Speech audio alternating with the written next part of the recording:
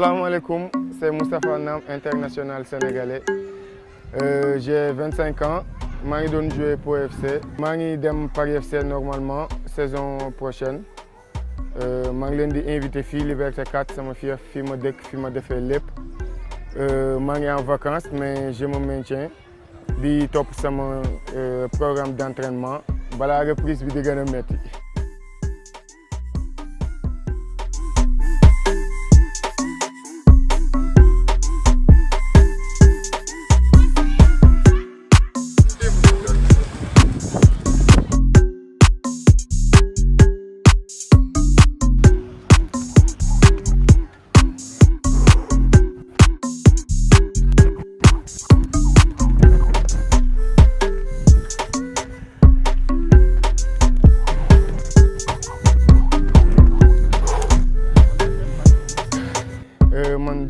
Je suis une famille footballeur.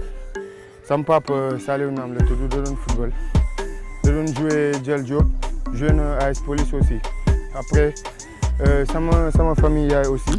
Grand Mbodj da doon joué US Gorée, international sénégalais la. Donc sama mag aussi El Hadj Abdoulaye Nam da doon joué AS Douane.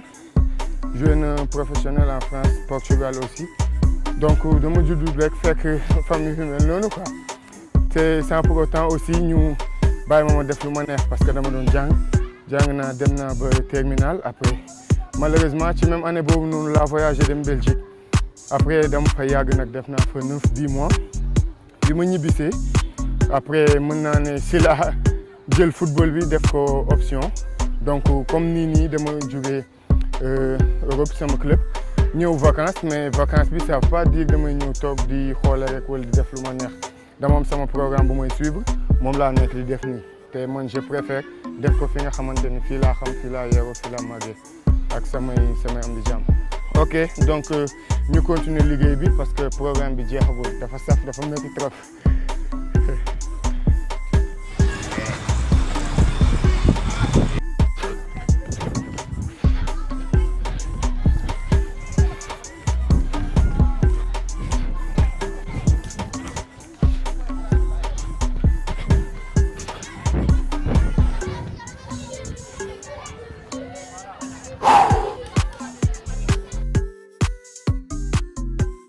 Non, comme par exemple, je me tire après, je me tire après, je me recule.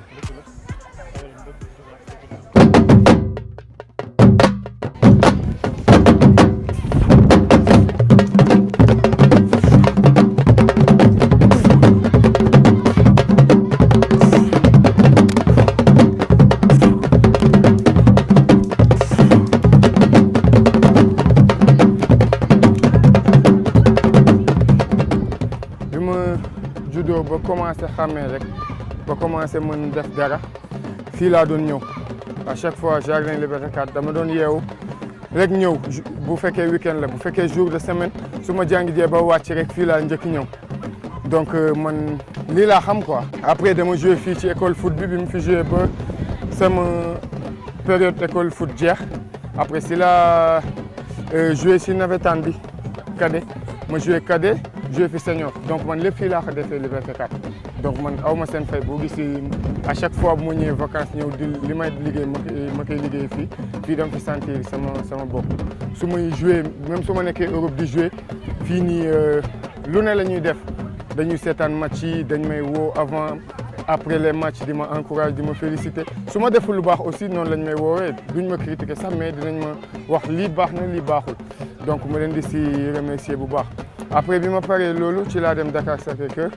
fa laa def 4 ans joué naa fa 2009 ba 2012 fa laa jël Coupe du Sénégal en junior 2012 après ma jóge fa 2013 bi ma fa jógee 2013 nag j'étais encore sous contrat mais mujj ma fa joué 2013 donc saison blanche laa def après si laa rejoindre Avenir Dakar benn club bu nekk Liberté 6 en national parce que bi ma fay dem bi may jógee Dakar Sacré-Cœur di dem foofu aussi ñu bëri comprendre ñu woon sama choix mais président bi dama ko gis personnellement mu wax ak man mu présenté ma projet bi ma ne pourquoi pas bi ma demee aussi regretté wu ma ko parce que 1 an laa joué saison bi jeexul sax ma dem en Belgique bi ma demee Belgique normalement France laa naroon dem Louan Cuiseaux parce que am na benn entraîneur bu ma yoroon Dakar Sacré-Cœur mi ngi tudd Bruno Ferry tubaab la moom dafa jóge Dakar Sacré-Cœur après mu dem en France Louancuzo nekk fa comme directeur sportif bi mu fa demee nag après mu am ay rapport ak sama président Avenir Dakar kooku bi mu ko waxee samay wax mu ne ko xam na ma bu baax et joueur bu leen intéressé la si lañ may yónnee invitation bi Louancuzo léegi moment bi ñu may yónnee invitation bi nag ak moment bi may ut visa ak yooyu noonu dafa jël temps moment bi may récupéré visa bi ak moment bi may dem sama séjour bariwul woon trop ci kuy dem essai bi ma demee ba yegg malheureusement club bi dafa nekkoon di enchaîner ay résultats yoo xamante ni baaxul ba doon jóge CFA pour wàcc CFA 2 après intéressé wu ma woon trop donc maa ngi woon fii ma joué ko fii moom ma gënaloon après bi ma waxee ak moom à l'amiable mu ne ma amul problème ci laa jógee France directement jaaruma Louancuzo sax dem Belgique moment bi may def loolu nag visa bi mi ngi en cours mi ngi dem donc problème administratif yooyu noonu laa amoon Lokeren dem naa Sporting Lokeren intéressé woon na coach bi ak staffam mais après mënu ma fa woon signer parce que j'étais pas régulier j'étais pas en règle après si laa fa jógee dem France Colmar la même chose ci laa xam ni nag lii donc du problème mu talent wala bugguñu la mais problème administratif la ma décidé ñibbi si Sénégal jouer fii 2 saisons ci championnat bi relancé wu pour demaat c'était une décision très compliquée pour moi parce que déjà joueur buy football fii Sénégal sa rêve mi nga dem Europe wala extérieur dem jouer ji ma dem ba foofu du sama talent moom fay jëlee mais contrairement affaire de papier la mais man xam naa li ci biir mais ñeneen ñi ma comprendre wul woon peut-être xamuñu ko mais décision bi ma jël xam naa ni su ma ñibbisee dinaa fi liggéeyaat ba li ma fi jëlee delloowaat ma foofu bi ma ñëwee si laa signé contrat 2 ans AS Douanes ma joué 2 ans après ma demaat Europe donc tey jii nii rëccuwuma li ma def.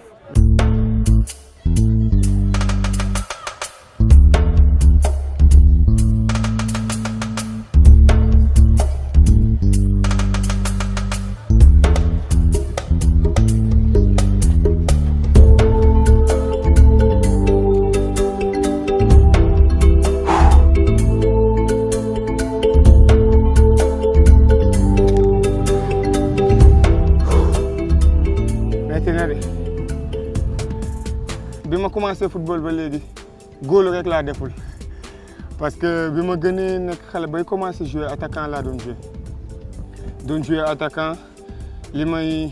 gën di màgg après des fois xam nga boo nekkee xale rek doo xam poste yi après ma doon jouer milieu offensif des fois ma doon jouer défenseur central latéral droit donc jouer mën naa ne jouer naa poste yëpp bi ma demee ba commencé jouer ba commencé xam football dëgg nag Cadet Liberté 4 nawetaan ma doon milieu offensif comme numéro 10 laa doon joué ma joué ko pendant 2 ou 3 après ma joué senior aussi même poste bi des fois ma joué milieu offensif des fois ma joué milieu excentré bi ma demee Dakar Kër aussi même chose mais foofu la ñu gën a am na loo xamante ni manqué woon na ma peut-être xaw ma ko mais bi ma demee foofu defaraat nañu sama football am na lu bëri lu ma manqué woon def nañ ko ci man donc tey jii nii am na lu bëri loo xamante ni ay déchets la woon ci man comme ni mu nekkee si joueur yëpp mënut a ñàkk lu bëri dindi nañ ko ci man lu bëri xamal nañ ma ko aussi ci laa commencé di jouer milieu de terrain ba mu nekk sama poste de prédilection. Après bi ma demee Douane aussi dama doon jouer milieu offensif wala excentré des fois. Comme Avenir Dakar aussi loolu tax à chaque fois club yi ma jaaroon yëpp dama fa doon dugal ay but yu bëri dama doon bokk si meilleur buteur yi su ma nekkul sax meilleur buteur club bi comme bi mooy sama dernière année AS Douanes maa doon meilleur buteur club bi en tant que milieu de terrain te am na match yu bëri yoo xamante ni joué wu ma ko parce que dama demoon jouer ji Coupe d'Afrique mini foot donc raté naa 4 ou 5 matchs ci championnat bi. Et après meilleur buteur bi lu mu ma rawee woon sax bëriwul donc voilà milieu de terrain daal mën naa ne mooy sama poste de prédilection. Après bi ma demee France aussi année Pau FC ma tase ak benn coach italien Raffaele Novelli bi mu fa demee comme moom musuma yor te club bu bees laa ñëw ci entraînement yi ak ci match yi muy essayé ay postes yu bëri mais xam na ni bi may ñëw milieu terrain laa ñëwee mais entraîneur yëpp kenn ku si nekk ni ngay gisee joueur ak fi nga koy soxlaa bi ma utiliser comme milieu défensif wala milieu relayeur ma def ay prestations yu baax équipe bi di gagné donc noonu laa joué milieu relayeur ak milieu défensif. Donc après des fois système bi da doon varier selon coach bi li mu bëgg ak selon match bi ñu doon joué mais à chaque fois dama doon joué milieu défensif wala milieu relayeur donc dama jóge milieu offensif fi Sénégal bi ma demee Europe doon joué milieu défensif wala milieu relayeur mais musuma sonal parce que dama ko tàmmoon en fait des fois même fii nii si jardin bi match yu ñu daan joué dama ko doon foowee naan des fois dama joué milieu défensif parce que am na joueur boo xamante ni daf ma neexoon trop surtout nu muy footballé muy Xabi Alonso international espagnol bu nekkoon Real Madrid ak Liverpool ni mu doon joué daf ma neexoon trop sax ba dama ko doon toppandoo sax des fois. poste bi nga xamante ni la bu ma neex la damay kontaan su ma koy joué parce que man dama bëgg bal te à chaque fois foofu bal bi balaa muy génn di yegg ci attaquant yi faaw mu jaar si yow donc su ma joué poste boobu noonu moom je suis très à l'aise.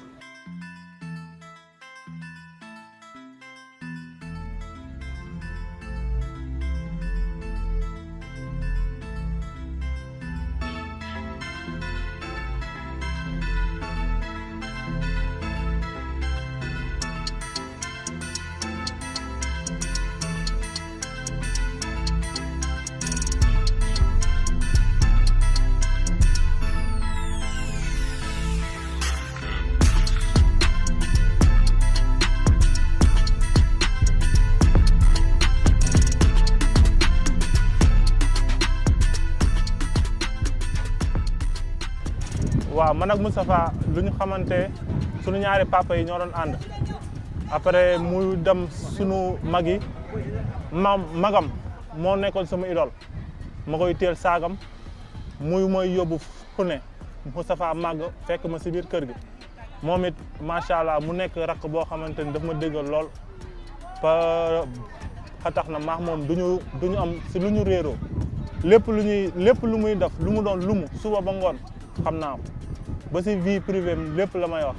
ba tax na ni sama rakk la sama frère la sama moitié la. lu ma gën a impressionné si moom mooy il est trop professionnel te xale la mais xam na fu mu jëm ba tax na ni du dugg si benn détail boo xamante ni ne da koy sonal wax dëgg fa neex yàlla ba pare am na constance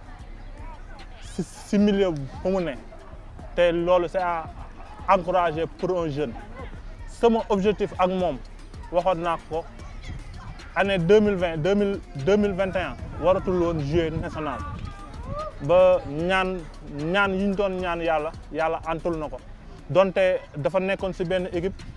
yàlla def na ni équipe boobu màgg beneen équipe jël ko defe naa ne ni dañuy ñaanaat yàlla mu defaat benn saison Ligue 2 ñaanaat yàlla mu demaat si beneen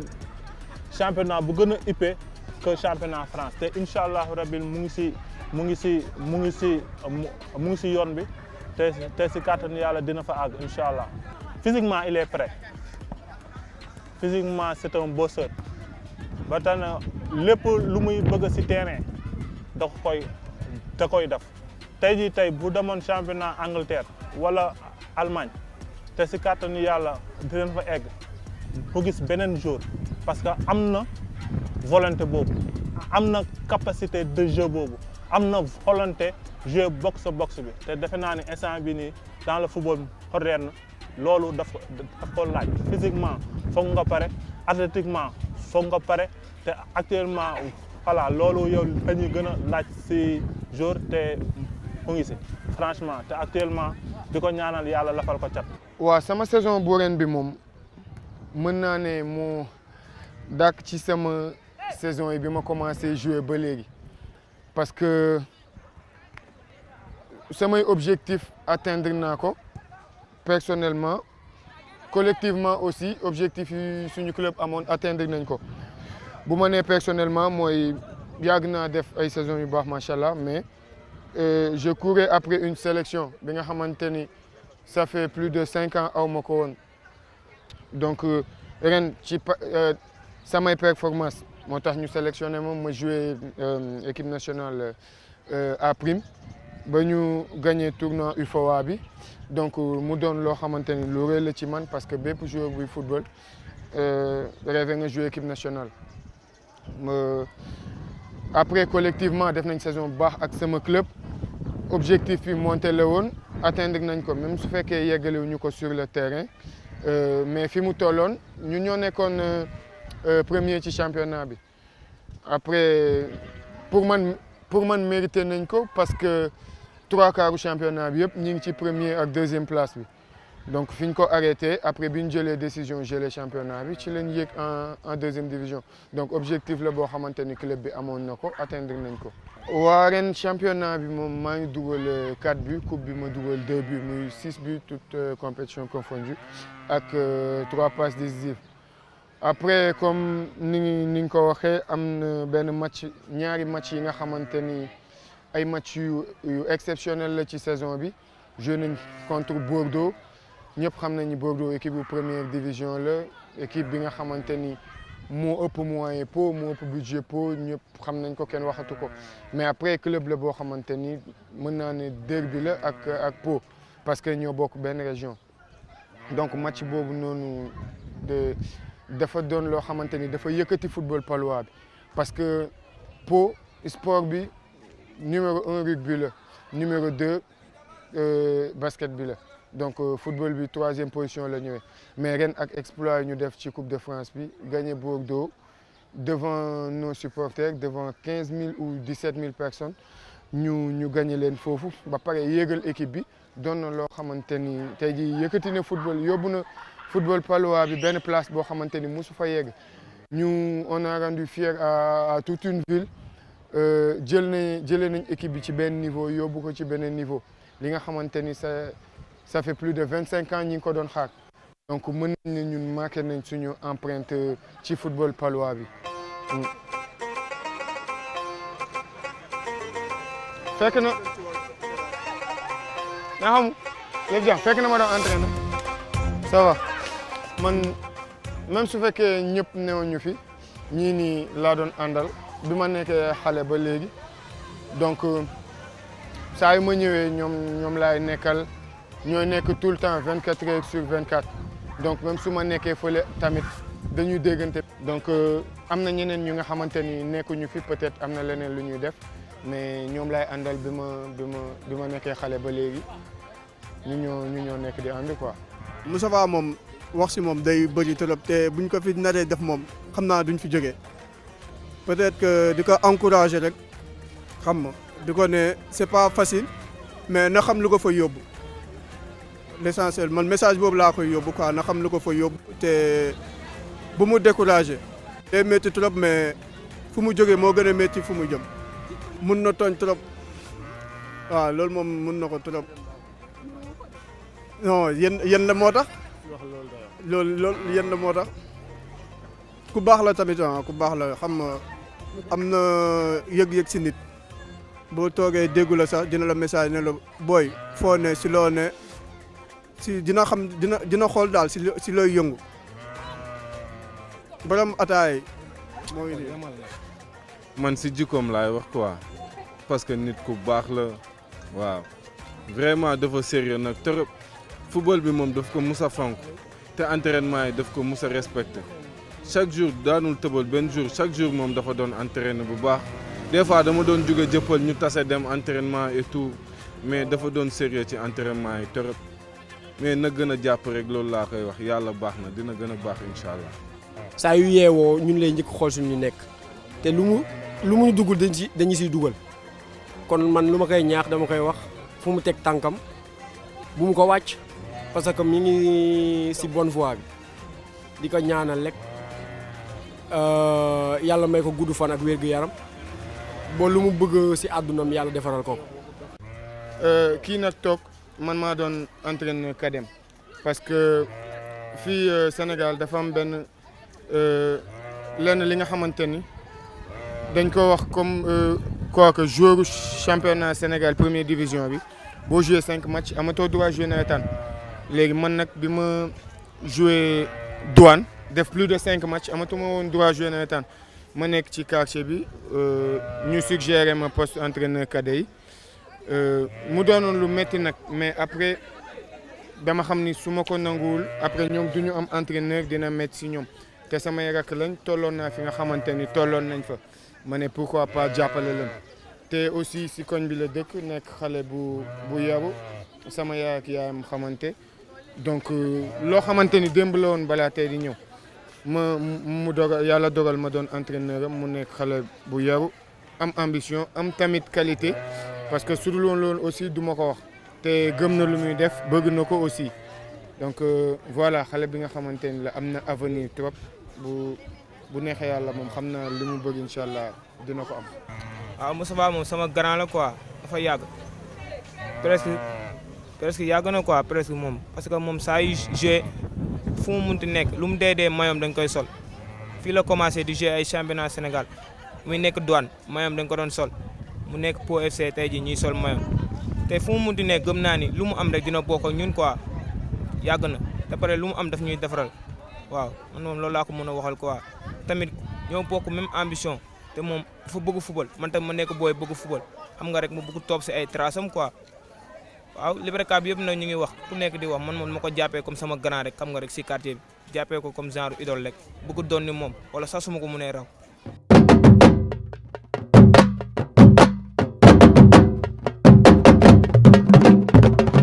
waaw man moom du ma ne je veux pas trop utiliser le mot ambition man damay naan objectif te objectif bi nga xamante ni la dama ko war a atteindre maa ngi continuer sama progression comme ni ma ko doon defee yaakamtiwu ma nag je veux pas brûler les étapes mais bëgg naa chaque année chaque saison chaque week-end may progresser lu ma def tey benn suba bu ma mënul def 2 wala 3 sax ma def 1,5 man pour man progression lu mu ndaw kenn du ko xeeb ndaxte voilà ku jóge ci 1 dem ci 1,5 am na lu yokk ci yow noonu ngay def compter ba man yegg fi nga jëm et j'espère que ça va pas tarder ma jouer ci équipe yu gën a mag ci monde bi comme ni ko ñëpp bëggee ak ni ma ko nit ñi yéene et pourquoi pas jouer ci équipe nationale bi dans un temps record comme li nga xamante ni ñëpp moom lañ bëgg footballeur bi ci àdduna bëgg na jouer équipe nationale mais loolu pour man yoon la plan de carrière la li nga xamante ni dañ koy liggéey te pour man liggéey boobu noonu commencé nañ ko depuis bi ñu commencé école football depuis bi ñu njëkkee jënd suñu godaas ne dañu bëgg réussir ci football donc loolu foofu noonu la commencé woon mais tey jii nii alhamdulilah ñi ngi ci yoon bi metti na bëri na ay comme niñ ko ay xaaxaam mais musuñu toog fenn ba suñu xel dem ci bàyyi wala dem ci découragé parce que yereew ñu noonu te meluñu noonu bu méttee ba métti ñun loolu noonu beneen motivation lay nekk si ñun pression positive lay nekk si ñun donc affaire la bi nga xamante ni comme bi ma nekkee woon Belgique naroon signé foofu signé wu ma ñëwaat Sénégal doon na loo xamante ni daf ma booster depuis boobu noonu beneen nit laa doon parce que bi ma ñëwee am na ñi nga xamante ni woon yaakaaroon nañ ni dinaa relever le défi pour delluwaat am na ñoo xamante ni nee nañ c'est mort parce que nit ki mënul dem ba fi nga xamante ni ñëpp fa lañ bëgg dem mu retourné waat donc loolu noonu daf ma booster daf ma def beneen nit daf ma def beneen joueur tey jii nii daf ma forger ba nga xamante ni mën naa ne amul lenn li nga xamante ni dina ma décourager la wala dina ma bàyyi loo koñ bi moom dañuy dund football koñu football la waaw boo gisee xoola xale yéene di jouer ci tali bi ak jardin bi ni mu mel ci période du coronavirus métti na trop mais mënatuñu ko muñ moo tax dinañ def lépp pour respecter ko mais bon mënuñu muñ football daal koñu football la donc voilà en gros man fii laa dëkk fii mooy sama kër donc fii laay tàggoo ak yéen di leen remercier c'était Moustapha Nam en mode vacances sur 13 TV ciao